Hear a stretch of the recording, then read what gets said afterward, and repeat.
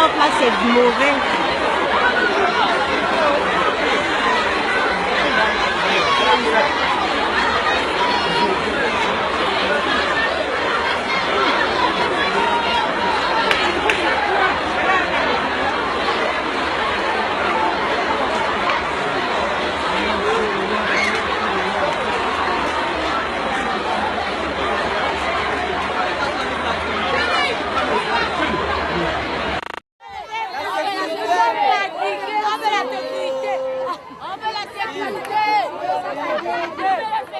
Ils ont perdu un des leurs qui a succombé à une agression au sein de l'établissement mardi dernier.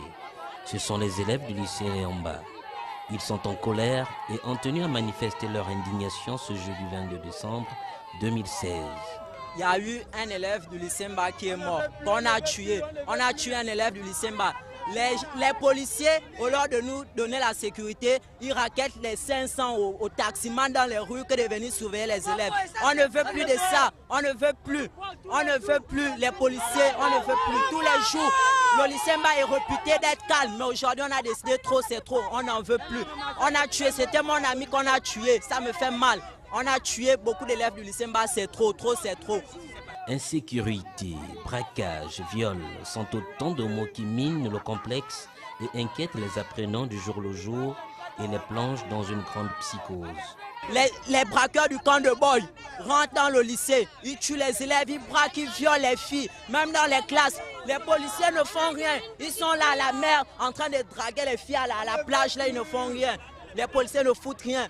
Ils ne foutent rien, c'est comme ça là partout dans tout le Gabon. L'insécurité y règne, ce que ne demande d'ailleurs pas le principal du collège d'enseignement secondaire qui explique avec ses armes blanches qui en sont la preuve. Le phénomène de l'insécurité n'est pas l'apanage du 16 de Yamba 2. Il y a de l'insécurité non seulement dans notre complexe, mais partout ailleurs comme dans beaucoup de nos quartiers. Mais le problème pour lequel vous êtes venu, c'est vrai, c'est le décès d'un élève dans des conditions d'agression. Mais je suis sûrement surpris que ce soit les élèves qui posent ce problème, puisque des petites sources que nous avons, c'est une agression qui a été orchestrée par un autre élève.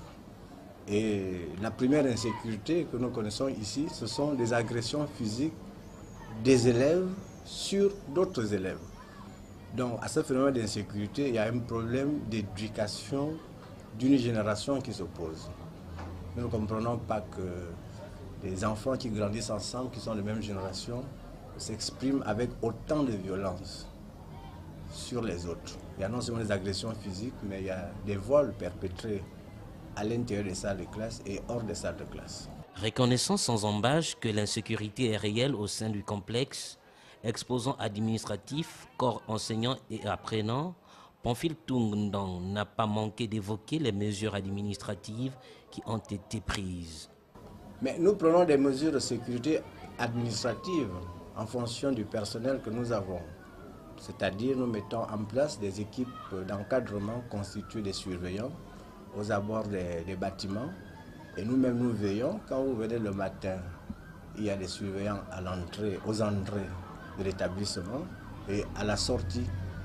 C'est vrai que parfois ils ne sont pas en nombre suffisant selon le ratio qui nous est imposé par le ministère de l'Éducation nationale. Mais nous avons déjà fait beaucoup de démarches vers les autorités militaires. Nous avons écrit au procureur de la République, nous avons écrit au commandant en chef de la gendarmerie nationale, nous avons écrit au commandant de la police judiciaire, nous avons même autorisé les forces de police judiciaire à exercer l'ordre dans notre établissement. Avec cette énième agression, la psychose doit sans doute gouverner les esprits de ces jeunes gens.